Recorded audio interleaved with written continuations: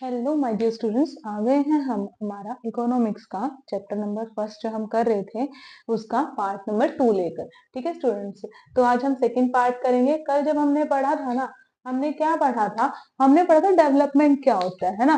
तो डेवलपमेंट हमने बेसिकली सीखा था। डेवलपमेंट को क्या बोलते हैं? इन शॉर्ट हम लोग बोलते हैं विकास। यानी कि जब क्या हो, और ये एक चीज और पढ़ी थी, क्या पढ़ी थी कि विकास क्या होता है, यानी कि डेवलपमेंट क्या होता है, डिफरेंट होता है, पर्सन टू पर्सन वेरी करता है डेवलपमेंट। ये चीज हमने पढ़ ली थी। इनकम के साथ साथ हमारे पास अदर गोल्स भी होते हैं। हमने पढ़ा था हमारे अदर गोल्स क्या होते हैं स्टूडेंट्स? इक्वालिटी होता है ना, हमारी रिस्पेक्ट हो गई, लव हो गई, केयर हो गई, फ्रीडम हो गई, है ना। अब ये बात करेंगे हम लोग, हमारा नेक्स्ट टॉपिक है नेशनल डेवलपमेंट। क्या होता है नेक्स्ट टॉपिक? नेशनल डेवलपमेंट, यानी कि हमारे पूरे राष्ट्र का विकास कैसे होगा। इन शॉर्ट अगर आप बोलना चाहो तो क्या बोलोगे? The ability of a country to improve living standard of its citizens. यानी कि जो एक कंट्री होती है स्टूडेंट्स, जब वो उस कंट्री के नागरिकों का, यानी कि जब वो हमारे देश के नागरिकों का जो स्टैंडर्ड ऑफ लिविंग है वो इंक्रीज कर देगी। अब वो बोलो कि मैम स्टैंडर्ड ऑफ लिविंग क्या होता है? यानी कि हमारे जीवन जीने का स्तर। जैसे कि एग्जाम्पल लेते हैं, अगर आज से 10 साल पहले आप अपनी फैमिली को देखो तो क्या हमारे पास एसी था? नहीं था। क्या हमारे पास कार थी? नहीं थी। बट 10 साल बाद जब आप देख रहे हो, उस चीज को जज कर रहे हो, तो आपके पास आज की डेट में कार भी है, हमारे पास एसी भी है। एसी के बिना हम में से कोई भी क्या रह ही नहीं सकता, है ना। तो वो ही चीज, यानी कि जब एक कंट्री के, एक देश के लोगों का जीवन जीने का स्तर क्या हो जाए स्टूडेंट? बढ़ जाए, है ना, उसकी एबिलिटी उसके पास आ जाए, वो होता है हमारा नेशनल डेवलपमेंट।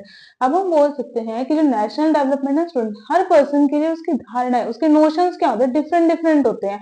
यानी कोई सोचेगा कि अगर हमारे पास हेल्थ फैसिलिटीज अच्छी होगी तो क्या होगा, तो हमारी जो है नेशनल डेवलपमेंट हो जाएगी।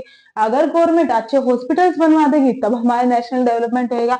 पर अगर हम ओवरऑल लगा के चलें स्टूडेंट्स, तो हमारे नेशन का, यानी कि हमारे राष्ट्र का विकास सिर्फ और सिर्फ तभी हो सकता है जब हमारे पास एबिलिटी हो क्या करने की, हमारे देश के लिविंग ऑफ स्टैंडर्ड को बढ़ाने की। यानी कि हर व्यक्ति का जीवन जीने का स्तर जब बढ़ेगा तब हमारा राष्ट्र क्या होगा स्टूडेंट?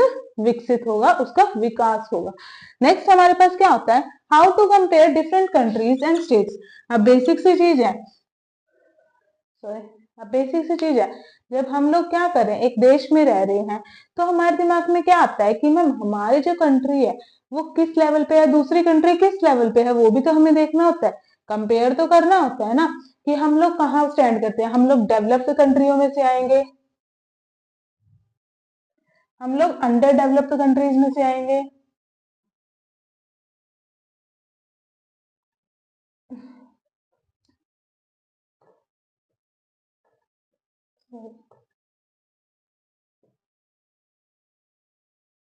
ओके। हम लोग कहाँ स्टैंड कर रहे हैं ये तो हम सब देखना चाहते ही है ना। तो यही चीज होती है स्टूडेंट्स, जब हम लोग क्या करते हैं, जिस चीज के लिए हम लोग क्या करेंगे, हम लोग कंपेयर करेंगे, हम लोग चेक करके देखेंगे। अब एक चीज और आती है कि मैम हम लोग कंपेयर कैसे करेंगे। ये तो दिमाग में आ गया कि हाँ भाई, हमें ये जानने के लिए कि हमारे देश जो है वो डेवलप्ड है या नहीं, या अंडर डेवलप्ड है, या क्या सीन है, हमारी कंट्री स्टैंड कहाँ करती है, ये चीज देखने के लिए हमें क्या करना पड़ता है स्टूडेंट? हमें कंपेयर करना पड़ता है एक देश से दूसरे देश को। तो ये कंपैरिजन हम लोग कैसे करते हैं? ये कंपैरिजन करने के लिए स्टूडेंट्स बहुत सारे एट्रीब्यूट्स है, यानी कि बहुत सारे, बट उसमें सबसे मेन इंपॉर्टेंट एट्रीब्यूट है हमारा इनकम। अब इसने क्या बोला, अगर आप ये लाइन पढ़ोगे, for comparing countries income is most important attribute. यानी कि जो है इनकम है ना, वो बहुत जरूरी एट्रीब्यूट है, यानी कि बहुत जरूरी चीज है। बट इनकम के साथ साथ हमें और भी चीजें होती हैं जो हमें कैलकुलेट करनी होती है। अब एक चीज और, इनकम को कैसे कैलकुलेट करेंगे? इनकम कैलकुलेट करते हैं हम लोग किससे? पर कैपिटल इनकम से। किससे कैलकुलेट करेंगे स्टूडेंट? पर कैपिटल इनकम। इसको आप लोग क्या बोल सकते हो? इसको आप लोग एवरेज इनकम भी बोल सकते हो। क्या बोल सकते हो? Average income. इसको कैलकुलेट करने का फॉर्मूला क्या होता है स्टूडेंट? टोटल इनकम अपॉन में टोटल पॉपुलेशन। ठीक है, जब हम लोग टोटल इनकम अपॉन में टोटल पॉपुलेशन की बात करते हैं स्टूडेंट, हम लोग एग्जांपल लेके देखते हैं। हमारा एग्जांपल क्या होता है? जैसे हम एग्जांपल लेते हैं किसी कंट्री में, क्या कर रहे हैं, एक कंट्री के लोगों को लगा के चल रहे हैं। एक कंट्री में सपोज करो 4 लोग रह रहे हैं, ए बी सी और डी, है ना।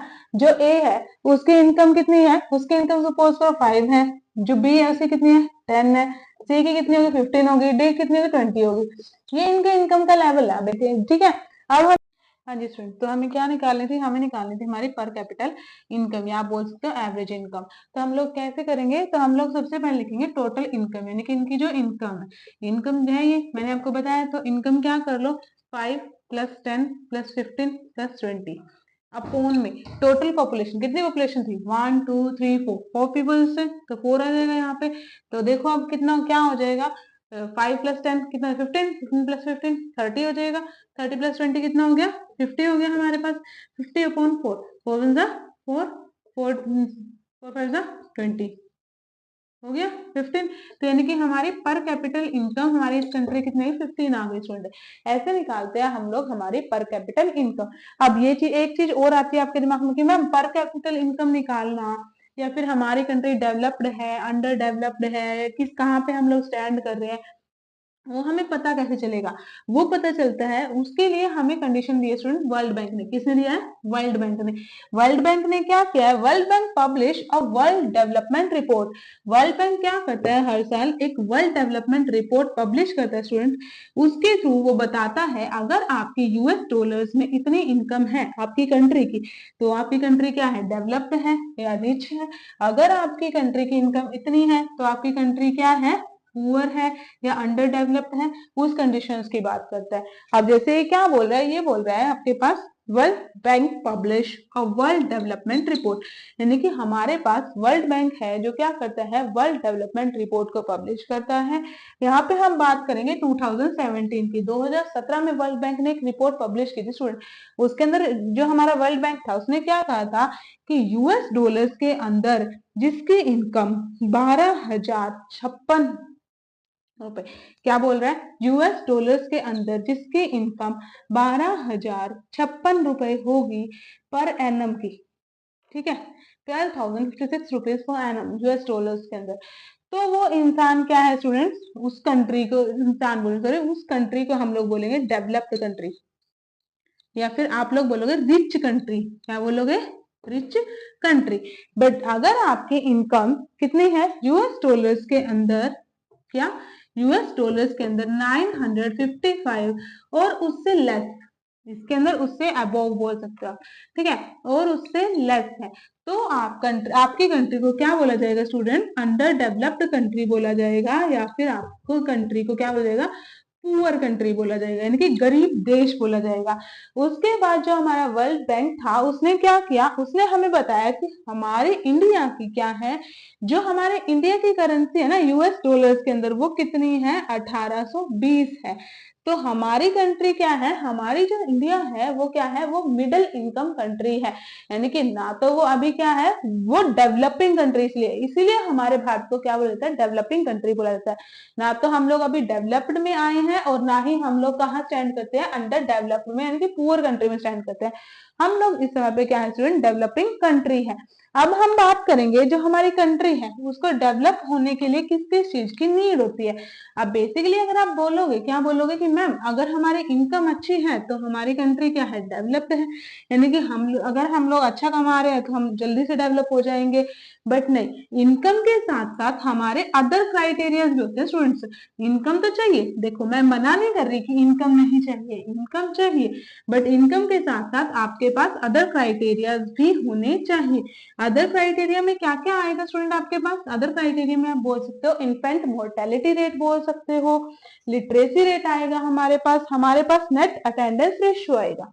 करते हैं हम स्टार्ट, क्या बोल रहा है, क्या टॉपिक है हमारा, इनकम एंड अदर क्राइटेरिया, ठीक है।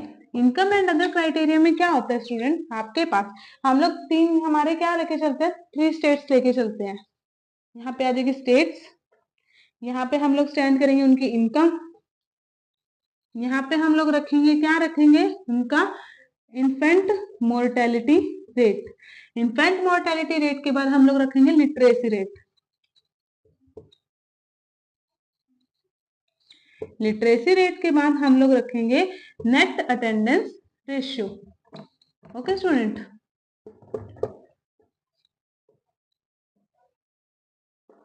हम लोग एक फॉर्मेट के थ्रू समझाऊंगी, ठीक है। आप स्टेट लगा के चलो। एक है आपके पास क्या है, केरला, एक है हरियाणा, नेक्स्ट लगा लो बिहार।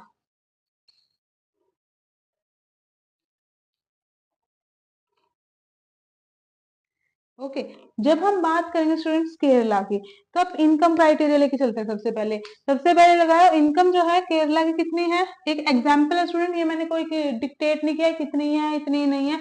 ये जैसे कोई भी फॉर्मेशन मैं उठा के अपने अपने नंबर्स दे रही हूँ, आप भी दे सकते हो, बट याद रखना अगर आप अपने नंबर्स दे रहे हो तो आप उसके अंदर ईयर मेंशन नहीं करोगे। अगर आप ईयर मेंशन कर रहे हो तो आपको ना एग्जैक्ट नंबर देने पड़ेंगे कि ये उस ईयर में 2007 में इतनी उनकी इनकम थी, इतना ऐसा था, इतना ऐसा था। अगर आप नंबर्स नहीं दे रहे हो तो मीन्स टू से आप लोग ईयर भी मत दो, ईयर भी मत बताओ, ठीक है स्टूडेंट्स। अगर आपको चैप्टर समझ आ रहा है तो आप लोग मेरे चैनल को सब्सक्राइब करें, वीडियोस को लाइक करें, ओके स्टूडेंट्स, और कमेंट करना ना भूलें। हाँ जी, तो हम कहाँ पे थे, तो हम लोग बात कर रहे थे केरला की। केरला की इनकम अगर हम एक एग्जाम्पल के तौर पे लेके चल रहे हैं कि केरला की इनकम थी हमारे पास 1,05,000, ओके। उसके बाद हम हरियाणा की इनकम लेके चलते हैं। हरियाणा की इनकम एक एग्जांपल लगा लो, आपके पास क्या थी, आपके पास थी 1,80,000। बिहार की इनकम लगा लो, आपके पास कितनी थी, एग्जांपल के तौर पे 1,00,000। तो अगर हम यहाँ पे सर देखें कि अगर आप यहाँ पे देख रहे हो तो उस अकॉर्डिंग तो हमारा हरियाणा क्या होना चाहिए, डेवलप होना चाहिए, क्योंकि हमारे हरियाणा की इनकम क्या है मैम, सबसे ज्यादा है। तो हम लोग तो कह सकते हैं कि हमारा क्या हरियाणा क्या है, डेवलप है, डेवलप सबसे अच्छी इनकम कर रहा है। बट क्या ये है, ऐसा नहीं है। ऐसा क्यों नहीं है स्टूडेंट्स, क्योंकि अब बात आएगी अदर क्राइटेरिया की, यानी कि आईएमएफ की, आईएमआर की। क्या होता है, इन्फेंट मोर्टेलिटी रेट। अब आप पूछोगे कि मैम इन्फेंट मोर्टेलिटी रेट क्या होता है। स्टूडेंट्स इन्फेंट मोर्टेलिटी रेट क्या होता है, इन्फेंट मोर्टेलिटी रेट वो होता है कि जब आप देखोगे कि पर ईयर में, क्या बोल रहे हैं यहाँ पे, इन्फेंट मोर्टेलिटी रेट क्या होता है स्टूडेंट्स, इन्फेंट मोर्टेलिटी रेट। जब आप देखोगे कि एक साल के अंदर, क्या, एक साल के अंदर, एक ईयर के अंदर पर 1,000 बच्चों में से कितने बच्चे क्या हो रहे हैं, मर रहे हैं, कितने बच्चों की क्या हो रही है, डेथ हो रही है। जब आप क्या चेक करो कि एक साल के अंदर हर 1,000 बच्चों में से जिन्होंने जन्म लिया है, यानी कि उन बच्चों की आयु सिर्फ 1 साल है, एक साल के अंदर कितने बच्चे मर रहे हैं, तो वो होते हैं इन्फेंट मोर्टेलिटी रेट। अब आप ये देखो, अब ओबियस है, सबको पता चल गया इन्फेंट मोर्टेलिटी रेट क्या होता है। जब हमें इन्फेंट मोर्टेलिटी रेट पता चल गया कि भाई बच्चों के मरने की दर है बेसिकली, तो ये ज्यादा होनी चाहिए कम होनी चाहिए, बताओ। तो ऑब्वियस सी बात है, ये चीज कम होनी चाहिए। जहां पे ये चीज कम होगी वहां पे चीजें अच्छी होंगी। अब ये चीज केरला में तो लगा के चलो कितनी थी, 18। हमारे हरियाणा में कितनी थी, 25। और हमारे बिहार में कितनी थी, 30। तो सबसे कम कहाँ पे है, केरला में। अब आप एक चीज क्वेश्चन और करोगे कि मैम यहाँ पे कम क्यों है, या फिर केरला में ही ऐसा क्यों है। केरला में ऐसा इसलिए है स्टूडेंट, क्योंकि वहां पे हेल्थ फैसिलिटीज ज्यादा बेटर है। और जहाँ पे अगर हमारी हेल्थ फैसिलिटीज क्या होगी, अच्छी होगी। अब आप लोग खुद भी समझ सकते हो कि जहाँ पे डॉक्टर्स अच्छे टाइम पे अवेलेबल है, सही टाइम पे अवेलेबल है, हॉस्पिटल्स में फैसिलिटीज अच्छी है, नए बच्चों को तो फैसिलिटीज अच्छी चाहिए, वेंटिलेशन चाहिए, कितना कुछ चाहिए होता है, वेंटिलेटर चाहिए होता है। जहाँ पे हमारी क्या है, हेल्थ फैसिलिटीज अच्छी है, वहां पे हमारी शिशु मृत्यु दर क्या होगी स्टूडेंट, कम होगी। और हमारे इसीलिए केरला में क्या है, शिशु मृत्यु दर यानी कि इन्फेंट मोर्टेलिटी रेट सबसे कम है। अब बात आती है लिटरेसी रेट। आप सब बोलोगे कि मैम लिटरेसी रेट तो हम सबको पता है, लिटरेसी रेट क्या होता है, साक्षरता दर। इसके अंदर लिटरेसी रेट को कैसे कैलकुलेट करते हैं स्टूडेंट, कि हर बच्चा जो कितना है, 7 साल का है या उससे अबोव है, जो अगर वो 7 साल का है और उससे बड़ा है, अगर वो कोई भी भाषा, चाहे वो उसकी मातृभाषा क्यों ना हो, वो कोई भी भाषा क्या कर सकता है, पढ़ सकता है और लिख सकता है, तो उसको हम क्या बोलेंगे स्टूडेंट, उसको बोलेंगे हम लिटरेसी रेट, यानी कि उस बच्चे को हम शिक्षित बच्चों में कैलकुलेट करेंगे। अब एग्जाम्पल के तौर पे यहाँ पे लगा लो कितने, 20 थे, यहाँ पे हमारे 15 थे, यहाँ पे 10 है।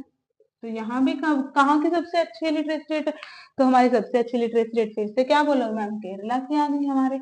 नेक्स्ट अगर हम बात करें नेट अटेंडेंस रेशियो। अब नेट अटेंडेंस रेशियो क्या है मैम, जो नेट अटेंडेंस रेशियो है स्टूडेंट, इसका मतलब क्या है, नेट अटेंडेंस रेशियो का मतलब है हमारे पास कि हर 100 बच्चों में 100% बच्चों में से जो बच्चा 14 और 15 साल का है उसमें से कितने बच्चे जो हैं क्या कर रहे हैं, स्कूल जा रहे हैं, उनको बोलते हैं हम लोग नेट अटेंडेंस रेशियो। क्या? हाँ, पूरे 100% बच्चों में से कितने परसेंट बच्चों ने स्कूल में एडमिशन लिया है 14 से 15 साल की उम्र में, स्कूल जा रहे हैं, उसको बोलते हैं हम नेट अटेंडेंस रेशियो। हम लोग लगा के चलते, केरला की नेट अटेंडेंस रेशियो कितनी है? 80, हरियाणा की 60, हरियाणा की 40। तो फिर से कहाँ की नेट अटेंडेंस रेशियो अच्छी है स्टूडेंट? केरला की अच्छी है, क्योंकि हर 100 बच्चों में से 80 बच्चे स्कूल जा रहे हैं।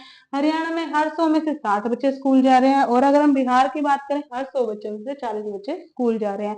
तो अगर हम अदर क्राइटेरिया के अकॉर्डिंग देखें तो हमारा केरला क्या है स्टूडेंट? केरला है हमारा सबसे ज्यादा डेवलप्ड इन अदर स्टेट्स। तो यहाँ यहीं तक रखते हैं स्टूडेंट आज का हमारा टॉपिक। कल हम लोग बढ़ेंगे इसका नेक्स्ट पार्ट, कल हम इस चैप्टर को एंड कर देंगे। आई होप कि आपको समझ आ रहा होगा। अगर आपको स्टूडेंट समझ आ रहा है तो प्लीज मेरे चैनल को सब्सक्राइब करें, वीडियोस को लाइक करें, और कमेंट में ये बताना ना भूलें कि मैम ये चैप्टर करवा दो, या अभी जो आपने करवाया वो रिपीट कर दो, हमें समझ नहीं आ रहा। Okay student, thank you and have a nice day.